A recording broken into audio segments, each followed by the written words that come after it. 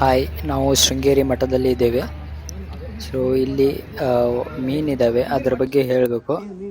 ಬನ್ನಿ ಹೋಗುವ. ಇಲ್ಲಿ ನಾವು ಮೀನು ನೋಡ್ತಿದ್ದೀವಲ್ಲ, ಇವು ತುಂಬ ಸ್ವತಂತ್ರವಾಗಿದ್ದಾವೆ. ಬೇರೆ ಕಡೆ ಮೀನಾದರೆ ಜನರ ಹತ್ರ ಬರಲ್ಲ. ಇಲ್ಲಿ ಮೀನು ನೋಡಿ ಜನರ ಹತ್ರ ಬರ್ತಿದ್ದಾವೆ.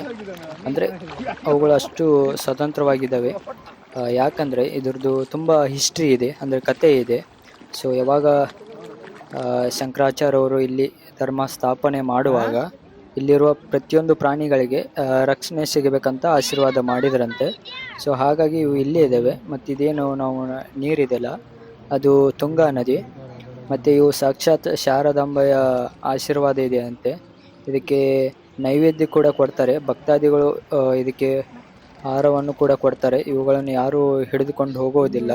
ಸೊ ಇವು ಆರಾಮಾಗಿ ಇದ್ದಾವೆ. ಇಲ್ಲಿ ಫುಡ್ ಕೊಟ್ಟಿದ್ದಾರೆ ನೋಡಿ, ತುಂಬ ದೊಡ್ಡದು ಇದ್ದಾವೆ. ಇದರಲ್ಲಿ ತುಂಬ ಇದ್ದಾವೆ. ಇವುಗಳನ್ನ ಯಾರು ಹಿಡಿಯೋದಿಲ್ಲ, ಹಾಗಾಗಿ ಇವು ತುಂಬ ಫ್ರೀ ಆಗಿ ಇದ್ದಾವೆ ನೋಡಿ. ತುಂಬ ಭಕ್ತಾದಿಗಳು ಬಂದಿದ್ದಾರೆ ಇಲ್ಲಿ. ನೀವು ಈ ಕಡೆ ಬಂದಿದ್ರೆ ಇಲ್ಲಿ ಈ ಮೀನುಗಳನ್ನ ನೋಡ್ಕೊಂಡು ಹೋಗಿ.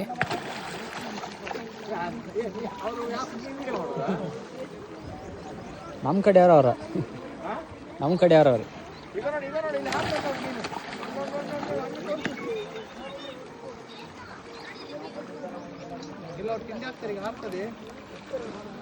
ನೋಡು